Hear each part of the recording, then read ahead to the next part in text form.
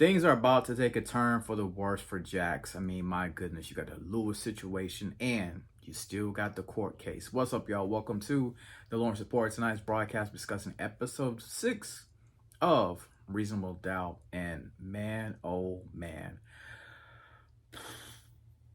I felt so bad for Jax on this episode right here. But before we get started, it'd be great, appreciate if you guys get a subscribe button, like, and please do not forget to comment. Let's talk about Reasonable Doubt. I mean, the reason why I feel so bad for Jax. You got this court case you're dealing with. But then, the court case of her good friend. But then, you got problems at home. Your kids are doing crazy stuff on TikTok, and your son got a dirty drawer. Your husband got a breakup, baby. We gotta start off with, I hate to do this, low down dirty dog, Lewis. Lewis, my man, what on earth were you thinking, brother? What on earth were you thinking? Now, as I said, gotta start with Lewis and Jax. You know, Lewis, I kind of felt like he wanted to tell Jax a little bit the last episode about what happened with the situation with the baby and him and Tony, but he kind of kept holding it back. But on this episode here, this man, Lewis, Jax basically catches him red-handed. Now, he's leaving the hospital, right? He had to get a DNA test because he told Tony, like, listen, I don't want to be an absentee father. I have to know, is this my child or not? They get into all the legalities of and all that, right? But Jax, Jax has been going to therapy, of course, and she basically is telling her therapist, you know what? It's just something about where I'm at right now in life. It just seems to be too good to be true, especially with my relationship with Lewis, right? I'm paraphrasing, right? She's right. Her intuition was right because as she's, taking this walk or whatever, we see her seeing Lewis coming out the doctor's office, and she calls him, and I think he denied the call at first, but then she called back and all that stuff right there, and he's like, she's like, hey, how you doing? Where you at? He's like, yeah, just leaving work, and she's like, oh, okay. And she tells him, I love you. He's like, yeah, I love you too. The thing about Lewis didn't even look at his surroundings, to see what's going on. He just kept walking and looking at his phone. And of course, later, we end up seeing Lewis basically get caught in like I think they call it a TZT. That's what they called it over there, not TMZ, but TZT.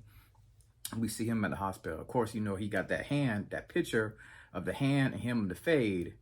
And because Tony is basically caught up in the TZT scandal, I think I probably messed it up again. But anyway, she's caught up in the scandal. Jax knows Lewis right there. And that's when she realizes that something ain't right.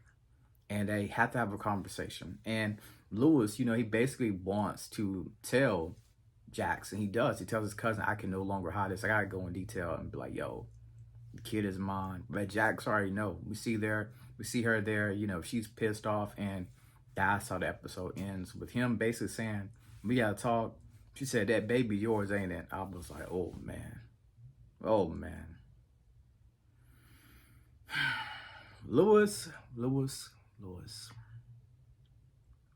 It's not good, brother. It is not good. They left us with a cliffhanger, as I said, but I can't wait. I can't wait till next episode. That's going to be crazy in itself. But now, Corey Cash. I had to laugh because Corey Cash, we saw in this episode, that brother was daydreaming basically about getting it on with Jax. And as I'm watching this right here, I'm looking at my TV. I'm like, did the TV skip? Like, did it skip a couple scenes or something? Because all of a sudden we see him and Jax about to get it on. The fantasy was absolutely wild, right? And also we get a chance to see and meet Corey Cash's dad, big time lawyer, but the dad was kind of like creepy, right? Cause we saw him hitting on Jax when they was at that restaurant, but at the same time they gave us a background story of Corey's father and how legacy is important to them. But when it comes to legacy, Corey said, what's the use of legacy if I can't lean on it, and if legacy is not gonna help me out? Because he kind of needs his dad to help him with that case with the Hispanic woman at the same time. But we also see that Corey's really has been serious this entire time about domestic violence, right? But his father, his father was a piece of work, you know, because his father was acting like, what's what I'm looking for? He was acting like a hard nose, basically, right? But his father is going to come out of his shell briefly to help Corey out with the cases that he needs help out with. Because yes, this case will launch Corey to national spotlight, and yes, he can actually prove something to his father as well, because his dad tried to call him out by him not being married. Of course, I've been trying to put my career going first. Like, I think he was engaged to a girl by the name of Shanice, but the dad, like I said, the dad has been a big hard nose, basically, right?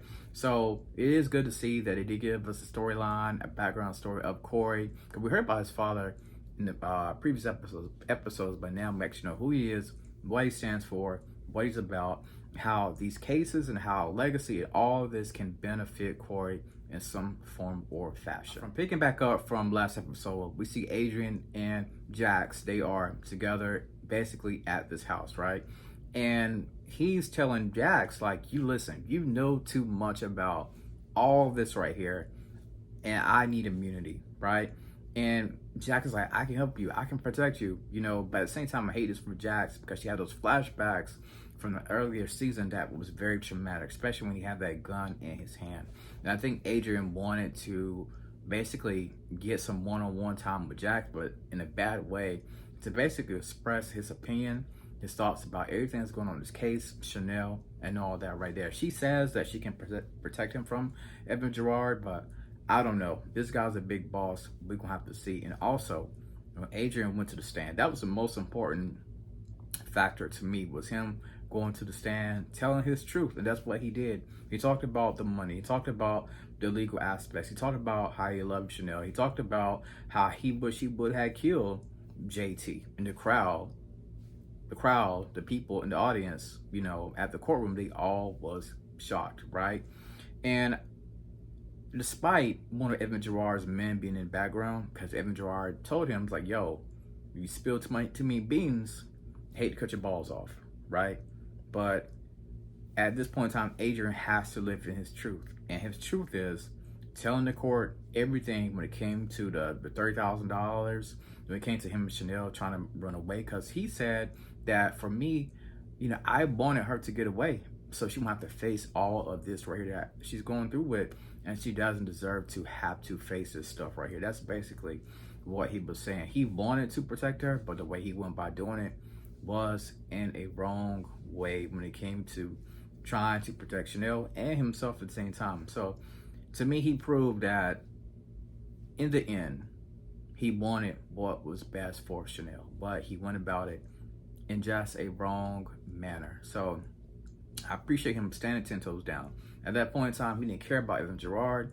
He had to do what he had to do. So, of course, like I said before, you know, the most important aspect to me on this case right here was the situation with Adrian. I didn't really care too much about other defendants. I want to hear about what he had to say. And of course, we had the background of Corey and his dad. And I also cannot forget about this right here. I know I talked about it earlier, but we saw the episode end with Jack's husband, Lewis, saying we need to talk. I don't know how this is going to go for Jax, because we saw her with the cigarette lit up. She's about to go off. This could potentially break up the family. The family's been doing so good, I thought. You know, the son doing the same with school. The daughter is trying to, you know, figure out who she is. But now, Lewis dropped a bombshell that none of us, we saw what was coming, but the repercussions of this right here is about to be so bad. Because you gotta keep in mind, this kind of stuff right here, it can mess up your mental. And she's trying to prepare this case, right? But she got all of this stuff going on the home front. Lewis, you did this stuff at the wrong time, man, the wrong time. So that's my thoughts on Reasonable Doubt. Another good episode. I'm assuming this is going to be like a 3-part episode when it comes to the court case. They're still going to be talking about the court next episode when it comes to Chanel, the way it's looking. So, as always, thank you for tuning in to the Lawrence Report.